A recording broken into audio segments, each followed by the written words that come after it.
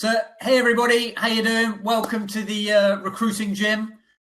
Today we have the recruiting animal on the show, and he's going to be showing us and telling us how he gets to be a mediocre recruiter, and we're going to see as a collective whether we can help him out. He's also a massive evangelist for cold calling, and still feels that it's got a really important role to play in the world of recruiting. So we're gonna talk to him about that and see whether it sticks or not. So before we go, so hey Animal, how you doing? Hi, how are you? Yeah, good. So you screwed me up. I had to take a Xanax before I came on this show to calm myself down. You didn't show up for the first version, okay? I didn't show up. I messed up. So yeah, I might be a little slow. That's my excuse. I've got an excuse now. I'm taking a tranquilizer because you freaked me out. Yeah, okay. You gotta lay off that ketamine. So whatever that is. Okay. Let's go. Let's get into it. So Animal, what is it that? Why do you think you're a mediocre recruiter? What is it? I think I don't have a personality for recruiting. I think you have to be bold. Number one, you told me just a few minutes ago in the green room that you started out as a door-to-door salesman, pure commission, selling what, encyclopedias or something? Yeah, something. I can't remember like what. Yeah, it's what it was. That's great. I mean, but it takes a certain kind of person to be able to do that. I never would have been able to do that when I was younger. Marty Snyder, it's not good to say this today, but he said that, he asked an expert recruiter, who's going to be a recruiter? And he said, the guy who got laid a lot in college, that's a sign the person can be a good recruiter. It's someone who's forward. Okay. I'm not bold and forward. That's my first flaw. Okay. Number one, just let me get number two in there. Sorry, I always criticize people for looking down, but I'm looking down myself. Okay. Number two is I've always been a generalist. Actually, I did have a bit of a specialty at certain times in the past, but usually I'm a generalist. I feel it's a weakness when I interview somebody. I can't really give them any kind of argument. If they say, no, it's not for me at this point in my career, what do I know about their career? I don't work in their market all the time. So I can't really act in a consultative role. The same as I saw somebody, Jackie Clayton interviewed somebody the other day. And I'm sorry, I can't remember, Lisa Bolton, I think her name was. She said, the hiring manager will say, I need this kind of person. She'll say, no, you don't need this person for this role. This is what you need. I can't do that because I'm working on a different industry all the time. And the thing is, can I go on a little more? Yeah, you can a third point, and then we'll dig in. You know what? I'll interrupt myself. You had a guest on. I told this guy had a great first show, but he said that listening is so important when you're a recruiter. You gotta shut up and listen. No, other people, they don't know how to present themselves. They're not trained speakers. They'll blabber on. Why should you listen to them? Why should you be a garbage can for some candidate who doesn't know how to talk about himself? You have to interrupt and guide that person. You're doing them a favor, okay? You're doing your own mind a favor as well. So you have the right here to interrupt me, but you don't want to. That's okay. So Animal, just before we go on, do you think shouting at people is part of the reason you're a mediocre recruiter? What is it? Shouting? Yeah, you're shouting at me now. That's a show. This is how you treat candidates. Show, okay? I don't have to shout to interrupt someone in everyday life. I'll just say, hey, well, wait a minute. This is the question I want you to ask, or let's focus on this. But don't just say, oh, listening is so important. No, listening is not so important. Guiding the conversation is important. That's not where I'm mediocre. Let me come back to where I'm mediocre, okay? So, yeah, what was the first thing? Anyway, I said I'm a generalist, not a specialist. Once I did a bunch of cold calls, like tons. I just picked out VPs in all kinds of industries. I had a partner I used to work with. He's a great recruiter. He's a fantastic recruiter. But I said, look, I'm going to set up a lot of meetings. I look like Stevie Wonder. Okay. I said, I'm going to set up a lot of meetings for us face to face, and we'll pick up a lot of new clients. And I called senior people and I just said, look, this is who I am. Don't hang up. I've done a lot of work for PricewaterhouseCoopers, Deloitte & Touche. I positioned myself with somebody else's brand. I said, just let us come in and see you for 15 minutes face to face. And, if you don't like us, kick us out right away. And tons of people let us come out. We went all over the city, you know, to the big downtown towers and out to the suburbs, and we got to meet with people. And lots of them said, well, what's your specialty? Or, you know, we went to see lawyers. I'd place some lawyers. And he said, well, look, you don't specialize in lawyers. Why would I give the job to you? Or you don't specialize in retail. I've got another recruiter who's got like 50 people, like 50 sales reps in their desk already. Okay. Why am I going to give the job to you? I didn't have a rebuttal. We didn't get one search out of that. But David Perry wrote a book. Oh, you're leaving already? Am I talking too long? I wasn't realizing you were looking at me. So no, let me just. David Perry said, when they tell you that, say, look, I'm a generalist. That means I don't have any hands-off relationships with people in your industry. I can talk to everybody, okay? Because none of these other people are my regular clients. That is a powerful, if you deliver it with oomph, that's a powerful rebuttal, okay? So I'm going to start using that, but maybe I should develop a niche. But if you don't have a niche, I think and you're not a bold person, like I said I wasn't, I think it leaves you with a certain amount of insecurity. So I guess if we go back to the first point, Animal, like I'd say, forgive me, I've got a fly in my living room. This is turning into a car crash of a day. But I'd say in today's world, personality as a recruiter is less important as more is sort of done over email now, and all your search is happening over email. I mean, do you really need a personality? I think so. I think Jerry has got a personality. He doesn't recruit that much anymore, but I'd say a huge part of his success is he's got that good old boy feeling that as soon as you get on. Maureen, she's got a personality on it when she makes her calls, and she gets information that I can't get. When I call somebody, they say, why are you calling? Who are you? What do you want? She says they never ask her. I believe they do sometimes, but she's got a delivery that works for her. I think you have to have a personality. Although I'll say something. You need a personality if you're LinkedIn emailing people. Sooner or later, you're going to interview somebody on the phone, right? Really? Did you say like, no? You have to do that now. I mean, all clients want is a CV. Like you're just a CV machine. I've never been in that business. I've never been in that kind of business where you just bang out the CV. You know, Stephen Nahez, who recruits automotive engineers, he specializes in the 4-minute interview. And I've always wondered, how does he do it? I mean, my interviews are long. They're thorough. And my notes are very good. I mean, we've always worked like that. Maybe I'm just behind the times. I've never been in a bang out the resume business. So what sort of, but I guess if you're a recruiter in a market where the client's paying you maybe 15%, you know, maybe 20, it's an exclusive role. 20, or I worked for a lot of, as I said, retained search firms. Yeah, like Deloitte & Touche, PwC. If you work on a retained basis, people expect a decent level of interview, but for most Okay, but I work the exact same. They always say, oh, retained is so much better than contingency. No, I work the exact same on both. Okay, but would you work the same on both? But let me say something before I forget. It's a show going in the wrong direction already. My friend, this guy I said was a very good recruiter who was my partner for a long time. He went to work for a firm, can't remember the name, but there was a woman there named Barb. I actually remember her last name. And he said she was one of the best producers. She made a lot of money. She was a cold introvert. And so you don't have to be friendly. So I think boldness is the number one characteristic. Although if you've got some kind of flair that puts people at ease, that's good too. I guess in some ways you've got to be willing to push yourself out of your comfort zone. You know, you've got to be willing to ask. No. If you've got a comfort zone, you're not going to be a good recruiter. That's my point.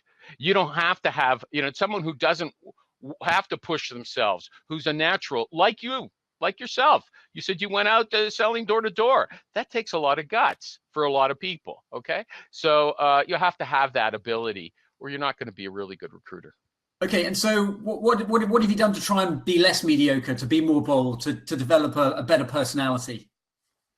I'm not going to develop. Well, my little ebook, fearlesscoldcalls.com. Hey, everybody, it's free now. And, I struggled. It was like 100 pages, the first version. I struggled to bring it down to 20. It's very readable. I think it's smarter than most ebooks about selling and calling. I think it's intelligent.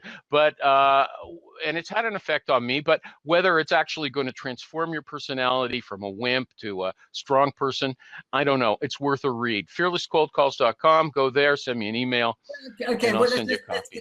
let's get into this. I mean, like cold calling, surely that's for like dinosaurs now. Like we can do it all over social media. No. Should I be the, my regular self, the non-Xanax self? No.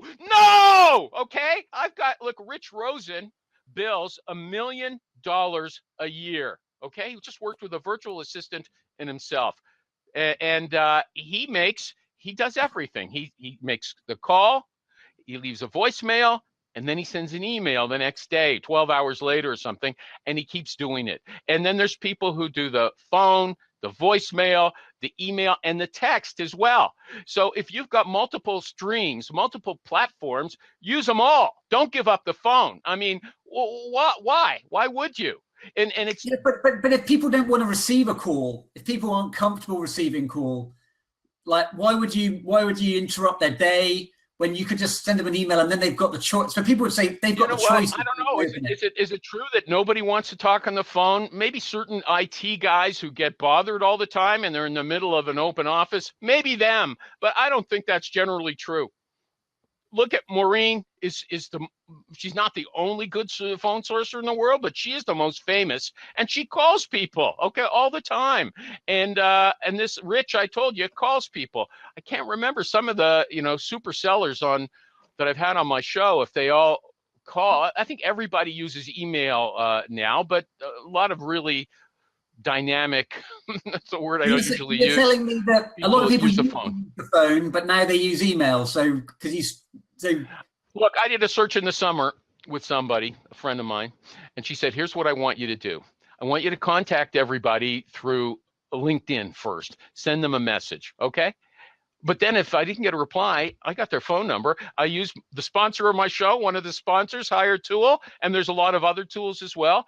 Try to get an email, okay? And get the email address, get the phone number. If they don't respond to that LinkedIn message saying hi, and a LinkedIn message, that's something else I'll get to. If they don't respond to the LinkedIn message, phone them.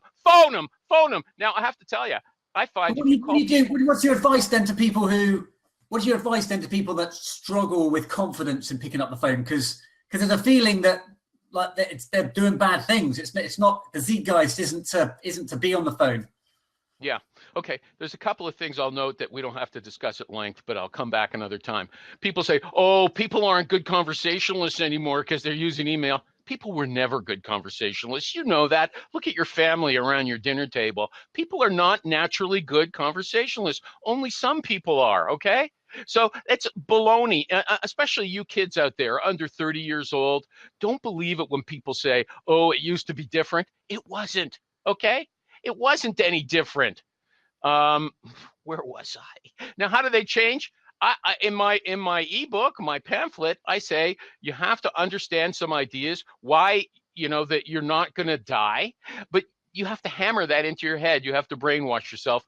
I suggest a few techniques if you want me to go into detail, but you have to, it's hard to transform your personality. So it's a bit like religious people, they pray a few times a day, don't they? Morning, noon, and night. Okay. If you want to brainwash yourself into your religion, then that's what you do. You keep, reviewing those ideas over and over again. Does it transform you? I don't know. I guess a less controversial analogy would be, it's a bit like going to the gym. It's hard the first time, it's hard the second time, but the more times you go, the easier it gets, and over time. I used to go all the time. I never built a lot of muscle, so people are different, okay? You don't need muscle when you got a hat like that. Yeah. In this weather, you need a hat like this, okay? Yeah, so we're getting the first frost in the UK too. I don't care. That's not what we're here for, to talk about the weather, okay? You're the man that's got it's just got our first frost. The first frost of the year hat. So congratulations. So what would your advice be then to someone that wants to get better at approaching people they don't know or making inverted commas cold calls? I think they have to. I think they have to do some work on their personalities, and the only way I could suggest is this. I don't know if to go and there's a great video online about how to develop habits, and there's a a program called Tiny Habits, where you start with like 30 seconds a day. I mean, and you're not going to rush yourself. So it's going to take time. But if you are telling yourself over and over again, I'm not going to die if somebody doesn't like me. I'm not going to die on the telephone. I mean, they're reasonable ideas. That's my point in the book. These are common sense ideas, but they're not going to take over your mind if you just run them through your mind once, when your habit or your natural inclination is to be frightened. You have to develop them and just repeat them over and over again, like a song you can't get rid of, running through your mind. And I think they will, those ideas will have an effect on you. I read a really interesting article recently about LSD therapy in Hollywood in the late 1950s. I'd heard about it before, but this woman said she met her ex-husband in the street one day, and strangely enough, he was smiling, right? Which was very unlike him. And he told her that he was doing this kind of new therapy. She borrowed money from Richard Burton, $500, and she went for the LSD therapy. And she said it was so fantastic because it wasn't like insight therapy. You didn't understand something, you felt different. Now, whether you can actually make yourself feel different just by teaching yourself new ideas, I don't know, but I think they will have an effect on you over time if you're serious about it. So you said earlier on the show, you said that you call them, you leave a message, and then you send an email. Some people would say you send the email first to sort of warm it up a little bit. Whatever. It's the same thing. Okay, it's the same thing. But I'll tell you something else. The most famous one, people are saying, like I've read people say, oh, I research all their blogs, I look for their whole internet imprint, their footprint, and then one guy, he was a good guest.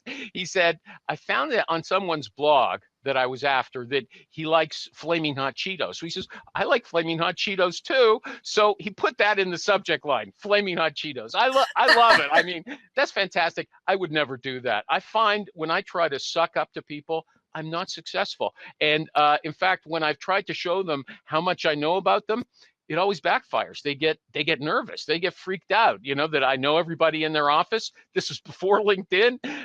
They didn't like that. Or so I find, that I've read their blog and I saw that they went to this political rally and stuff like that. They don't like it. So, or that they did, were in this race, this marathon. I don't know if that's really good. It's a skill, isn't it? Like if you can show that how long they've been somewhere, where they work, and maybe you have someone. That's different. That's not what people are talking about. They want you to find out that they like camping and you like camping, or you both support the same football team.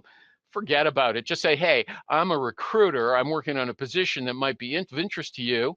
Here's my contact information. Let's have a brief conversation. And here's my LinkedIn profile. You can read all about me. Maybe that's why I'm mediocre, okay? Maybe I need some help there. Help me. You can help me. Do a little therapy here. Show the people what you do for a living. Help me, please. Help me, please. Help me, please. Is your screen frozen? Is he frozen? Am I still on? You know what? That happened to me when I was on with Jackie Clayton. I froze. So I can see myself still moving. So I'm going to assume that I'm still on the.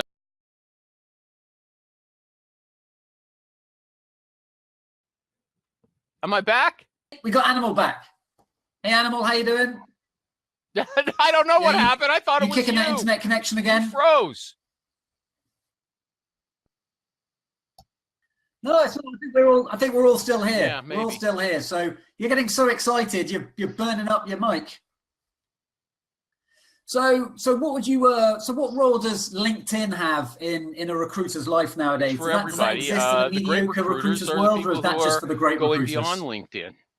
And I guess that it depends to a certain extent on your line of business. Some people aren't on LinkedIn, they're on GitHub or Stack Overflow and things like that, but that's not my territory, so I don't know that much about it. Facebook is interesting. Am I still going? I see only myself. Okay, hi everybody. It's now the Recruiting Animal Show. I think my video's got an issue now. This is the real world. Yeah, no more of him. Oh, here he is again. Here he is again.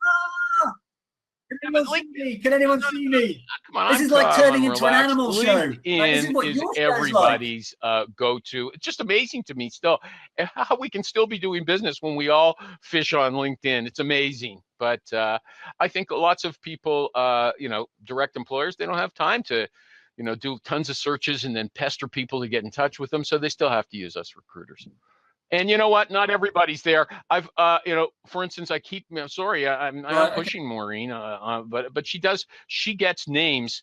She's a phone sourcer and she gets names that are really good. I mean, she's really good at that. She gets names that aren't on LinkedIn and aren't readily available. And I used to be a very good phone sourcer too, but I really didn't like it.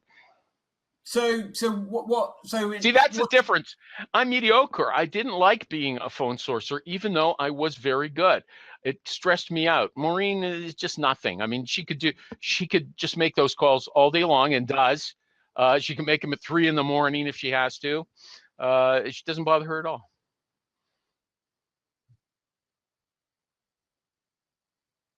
So what you're telling me, Animal, is that one of the things that makes you mediocre is you don't like doing things that you don't like to do. You just want to do what you like. I didn't say that. I said people have psychological limitations. I have psychological limitations that make me mediocre. I've said a few times, I've given you yourself as an example. You were able, without any training, to go knocking on doors. Lots of people don't want to bother people. They're afraid. They think they're going to melt if someone comes to the door and doesn't like them, okay? I am not like you. I would like to be. And I just said to you, I said, please help me, train me. And you didn't come through at all, okay? That's not presenting yourself very good for the people watching the show. You know what? My ebook is good. You've got the answer, stand Animal. by You've it. got It's the better answer. than anything else out there, it- and it's free. And I condensed it. It's taken me years to condense it to a level I thought was an easy read. Plus, just for fun, I put in all kinds of links to videos and stuff like that that I just thought were amusing. Plus, there's a very good further reading section. Fearlesscoldcalls.com. Just send me an email. And you know what? Nobody else is going to tell you this. Criticize me in public. I don't care. That's good. Go ahead. Go ahead.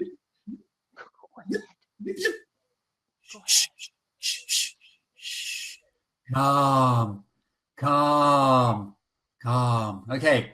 So what I was saying was that you have the answer in your hand, Animal. TinyHabits.com. You said it's about little habits. TinyHabits.com. You said it's about starting 30 minutes every day. He's gone again. Yeah, TinyHabits.com. You don't have the ability to be bold. So, but yet you could try to be bold just a little bit every day, just like you got to try to be better at being on the phone, just like you say in your No. You ebook. don't have to just try. You got to work at it for some time, okay? And here's something. So you've got the answer. This is like 27 pages of the answer. I believe that's a revelation for some people. It's a revelation for me, okay? I've read a lot of psychological books, and I think this fills in some gaps that I didn't understand from some of the others. And I'm open to criticism. You can tell me in this little stream on the side here, or on Twitter, or on my go to recruitingtricks.com. That's my Facebook group, and say, you know what? I read your book. It's stupid. Stephen O'Donnell read an earlier version. He said this wasn't worth the money, and I gave it to him for free, okay? So I can take... I can take feedback. In fact, I did take the feedback and I cut it down. I took out all kinds of stuff to make the message simpler. I had, too many streams of thought going to make it useful. Even the harsh critic. So what's your advice then to be bold? What are the things that you think you could do better to be bold? You know what? Let me just check my notes. Time's almost gone, and if there's anything I think that I should tell you. Okay. You know what? Robin Quayle. Well, you're asking me. Whoa, Animal, you're asking me to help you, and I'm asking you. I'm helping you help yourself here. So, what do you think you could do to be bolder, to have a better personality? Instructions, but also I am going to try. I did a search in the summertime for the general manager of a metal stamping plant for the automotive industry, and the salary was around $200,000, I think, if I remember correctly. And I said, you know what? I was working with somebody else on it. I said, why don't I pick this up for myself, this kind of position, and I'll make $20,000 or $30,000 on it. Well, what does that guy do? I'm doing all the work, right? So I don't know anything though about the automotive industry. So what I should do is I think do some reading about it. Jim Durbin said, what you should also do is go to people you think might hire you on LinkedIn, connect with them, just say, listen, I'm interested in the industry. I respect your company. That's why I'd like to connect with you. And then start churning out some content that maybe they'll read, but mainly you want them to be taking your calls. So somehow that's just sort of a first step, but then you follow them, you read about it. You don't need to be, I don't think you need to be an expert in the market if no, I agree. Ask enough I've questions. done great search. I've and done you some listen to really the good answers that you searches get. that, I didn't know anything about. Even when I was finished, I didn't really know, but I found good people, and I knew they were good. So I mean, but if you're going to pick up business, and you don't know anything, I gave you the example. You don't know anything about the person's line of business, or you don't know much. You haven't worked in it a lot. They're going to push you away. Okay. So you have to have something if you have some substance, it could give you some knowledge of the business. It could give you more confidence. Okay. That's all I'm saying. Yeah. I guess a lot of it depends on the market that you're in. So being a generalist, when you're working at 25, 30%, you may be recruiting 1 or 2 vacancies a month works because you've got the time to learn about that market. Where if you're in a more commoditized market where you've maybe got to make 2 or 3 placements a month, you don't have exclusivity, it's low margin, you've got to have that knowledge to be able to turn the wheel fast enough. Okay. Is it time up? I mean, like, I don't know. Where are we? Let me see. Let me see. Building a relationship. Okay, I made a list of things that bug me that I'm quite happy to talk about if we still got time. Do you want me to talk more, or I think we got 2 minutes, Animals. So I'll give you 1 minute on your guru it doesn't mean tips anything. on building relationships. People are always talking about it. It means nothing, but it means just that the person knows who you are. You've called a few times, they get a sense that you're an okay person. Otherwise, you're not looking for friends. You don't want to be their friend. What's building a relationship? It's just such a vague, that's how people talk, especially kids. You kids out there, there's people who are experienced, okay? And you think they're like Harvey Weinstein, I got to impress this guy. They're just stupid. They're not going to rape you, but they are going to try to, put some kind of nonsense on. The people that talk so much nonsense, build a relationship. Well, what is a relationship? You're an idiot because you don't know. That's the answer I get when I ask. They don't give an answer because they don't know what it is. All it means is people get to know you a bit. That's it. Okay, so you go ahead. You get the last word. Yeah, no, so it's good. For Animal, it's been a ride. We've had technological issues. We've had flies in the studio. We've had you kicking the Wi-Fi box, but we've had some great thoughts around cold calling, around the need to have a personality and how to overcome if you don't have a personality, because you're still a recruiter and you say you're not liberal arts, but obviously bold enough. I wasn't smart enough to go back to community college and learn a trade after I got out of university. So anyway, it's the kind of person I am. Okay. So we really appreciate you being on the show. Obviously, you got your Facebook group. You've given your plug for your book, which I definitely recommend. Coldcalls.com. Okay. Thank you. There we are. And so thank you very much for everyone listening. Don't forget, if you want to be better at pipeline, go to nurturit.io. It's there to help you build more consistently and take the emotion out of recruitment. So thanks again, and we'll see you in a couple of weeks. Take care now. Bye. Thank you. See you soon. Thanks, Animal. Bye.